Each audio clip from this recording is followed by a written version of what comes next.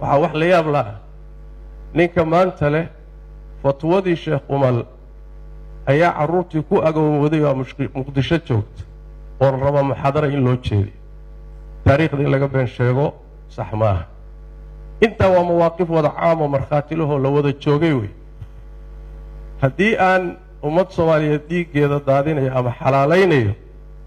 markay dhibaatadu gaadho uma soo gurmadeen haddaan qabo in la daadiyana xoolo uma soo ururiyeen dareen diineed weeye mas-uuliyad weeye culimmadu ay qabto waajib diiniya waay intaa waxaan idin taariikhdaasi wakhtiga idinkaga lumiyey calashaan inaad ogaataan xaqiiqada inaad ogaataan ummad badanoo been lagu lugooyo waxaan jirin loo sheegayna inay waxa jira ay ogaato intaas weeye aad baad u mahadsan tihiin kelimada aan doonayo intaa kadib intaa yartee taariikhda inaan idin ahdo dadka reer muqdisho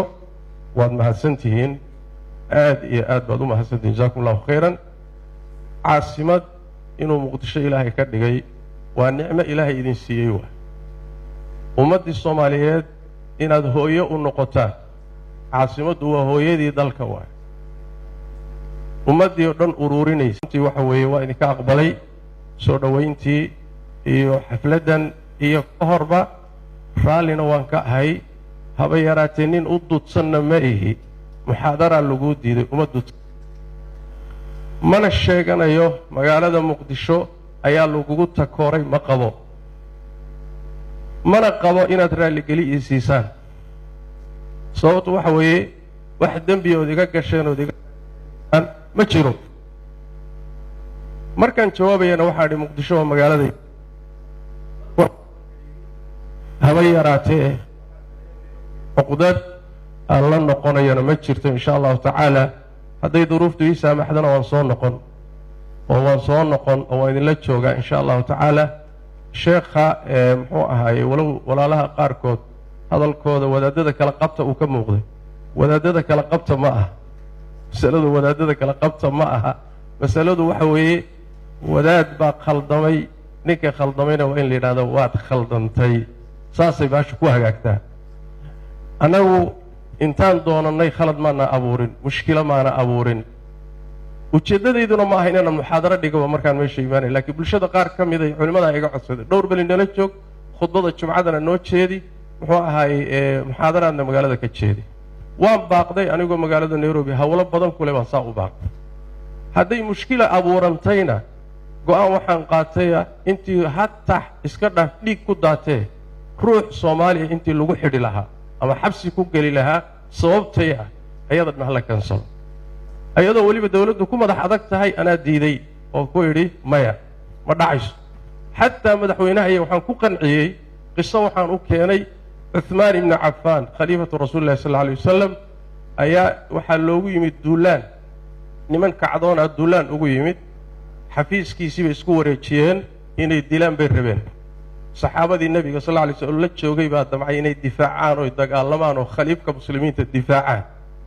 cuhmaan wuxuu ku yidhi ruux muslima intii sababtayda dhiig ugu daadan lahaa u banneeya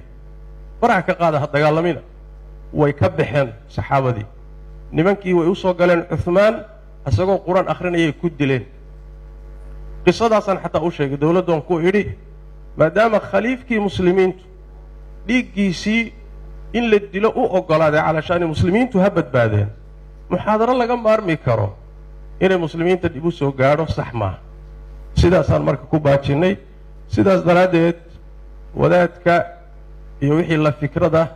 iyagana waxba uma qabo soomaaliya oo dhanna waa saamax dad fara badan oo la lugooyey oo aflagaada iyo wax badan sameeyeyna ayaguna waa cafi idinkuna waad mahadsantihin haddii uun munaasabadii timaado oo laysu yimaadana masaa'il wixii ah culimmada dhex yaalla in laga wada hadlay ku fiicanta wixii laysla afgaran waayana nin walba uu tiisa si nabadgelyo ah ku wato wixii laysla afgartana si walaalnimo loogu wada socdo isaguna waa cafi intii gaf gashayna waa cafi dhammaanteenna allahina wada cafiyo aadna waa u mahadsantihin jazakum allahu khayr أبا بليهي شرع لكم من الدين ما وصى به نوح والذي أوحينا إليه وما وصينا به إبراهيم وموسى وعيسى أن أقيموا الدين ولا تتفرقوا فيه دينت أوغا هانا ماركتي سو خلافننا مركا دينت اللي أوغو خدابك إلهي وأمد الله يوحويه يا أيها الذين آمنوا ضدك مؤمنين تأهو كل ما لو يريا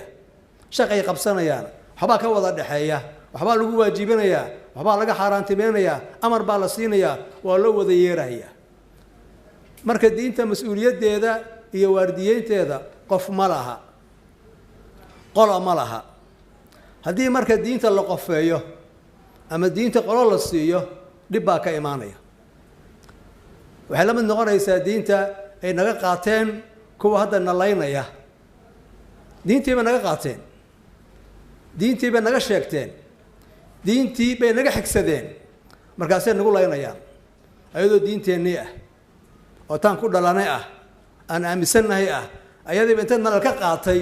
oo xagga lala tegay baa lagu soo weerarayaa marka waxaan ka wadaa marka anagu haddaan culummada nahay waxaan isku dayaynay in ummadda Soomaaliyeed aan diinteeda aan ka galno kaalin ah waardiyeyn aan ka galno kaalin ah in diintu yeelato marjic loo soo noqdo in diinta laga saaro nin tooxsiga laga saaro in diinta laga saaro fawdada iyo anaa'iri ee loo celiyo culummadu maxay tiri baan rabnay marka waxaa nasiib darro ah in hadda diintii loo noqdo aniga iri ay u noqoto baa khatar ah marka waxaa leenahay diintu waxay ahaan jirtay oo lagu soo waardiyeeyey in culummadu wada wado in wixii yimaada la iska arko intaasoo qadiyadood oo dalkan soo maray ayaan ka hadalnay markaan ka hadlaynay keligay ma hadlin shiikh somo keligiis ma hadlin annagoo wada fadhina oo culummo ah oo cadad fiican ah ayaan ka hadli jirnay saasayna ahaan jirtay maxaa isbedelay waxa gaarka ah uu shiikhaynu arkay maxay yihiin maxaa ku soo degay muxuu ku riyooday shay munaasaba ma aha hadday wax jiri lahay waxaa loo baahnaa hadday wax jiri lahaayeen sidii hore oo kale in la yidhaaho waxaasaa jira culamo alloy isku imaada waxaan see ka yeelnaa waxaan see u daaweynaa saasay ahaan jirtay kuna soo caalamaalnay laakiin diinta la qofaynayo oo qof qaadanayo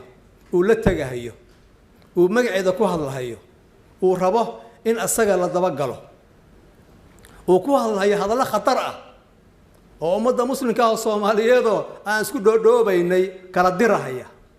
iska hor keenahaya ku bixinaya inay isku dhiiradaan oo dhiigooda daadiyaan oo isgaalaysiiyaan ku bixinaya hadallo khatar ah oo غير mas'uul ah sidii la sheegayay qof baa yiri baa la yiri ma aragtay isagoo xamaasaysan annagu ilaahay baan caabudnaa nabigaan caabudnaa awliyadan caabudnaa waxaasan caabudnaa hadal noocaas oo xamaasa ah baa lagu hadlaanu maqlahay runtii markii ka mas'uula marka waxa ka mas'uula qofkii dadka kiciya ka mas'uula sheekh Allah khayr siiyo sheekh Maxamed Cabdi Umal jazaahu Allah khayran runtii waxa la oran karaa uu nacaymiyay in buuqaanu sii jiro